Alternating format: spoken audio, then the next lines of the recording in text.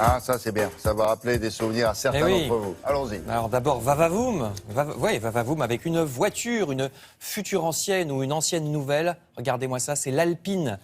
Dans le Parisien aujourd'hui en France, ceux qui d'entre nous sont dans la force de l'âge, disons, se rappellent de l'ancienne Il faut dire Alpine. au président de Renault qu'il arrête de se mettre devant, devant les voitures. parce qu'on les voit pas bien. Oui, ou alors ils mettent une Non mais dame c'est vrai, parfois. parce qu'on est là, on se penche pour voir la voiture. On l'avait ramené tout à l'heure, Tu vous allez peux voir. pousser, Carlos. Je pense qu'ils ont loupé l'aile, c'est pour ça qu'il est devant. On va voir la deuxième photo, vous allez voir. J'ai enlevé, enfin, c'est une photo sans Carlos Ghosn. Regardez, Ah, voilà, bah on voilà. la voit mieux. On la voit mieux.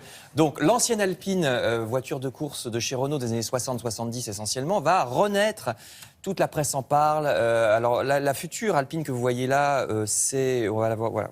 Alors, là, c'est dans Les Échos. Il y a aussi Le Figaro qui en parle. Ouais, bien sûr. Présentée hier par Renault, elle sera commercialisée à la fin de l'année.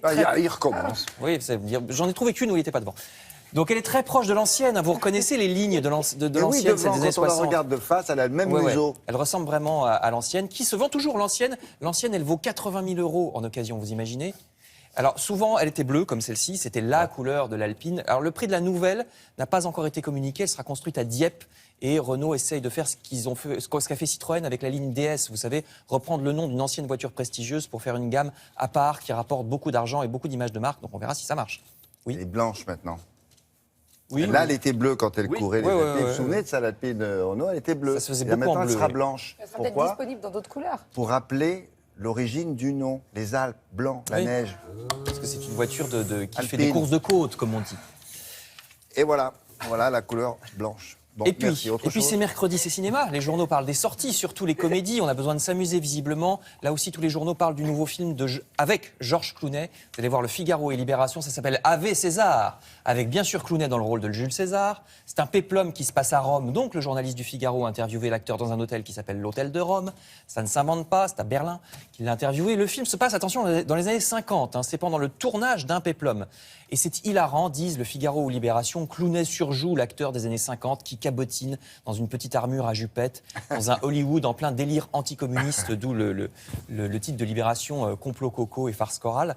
Donc bref, c'est très très drôle, nous disent les journaux. Tout autant que cet autre film franco-marocain, celui-là, que nous vante Le Figaro ou La Croix, oui. ça s'appelle Ah La oui. Vache. Ah ouais. Eh oui, mais ça sort aujourd'hui, l'histoire... Avec un génie là, Ouais. qui tire sa vache. Ah Oui, ouais. l'histoire d'un paysan du Maghreb que voici effectivement, qui, jour de gloire, est sélectionné pour participer au Salon de l'Agriculture à Paris. C'était son rêve, donc il débarque à Marseille par le ferry.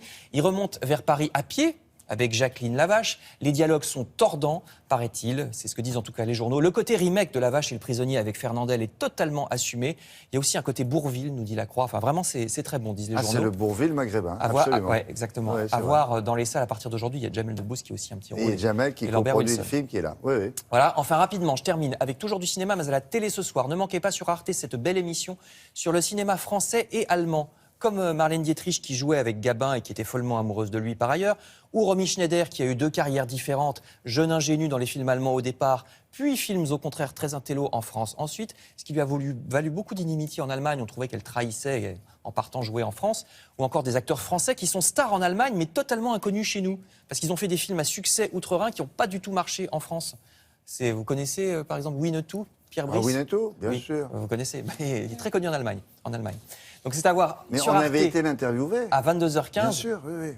Ah oui, mais alors je pense que peu de Français connaissent. C'est à 22h15, donc sur Arte, nous dit l'Humanité. Et juste avant, vous regarderez France 2.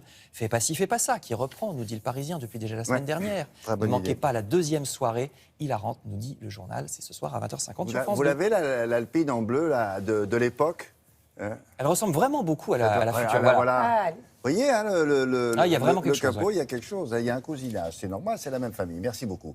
On va passer à la musique. Et Monsieur Jaffré, Alex vous propose un tour d'horizon Coco et Rico.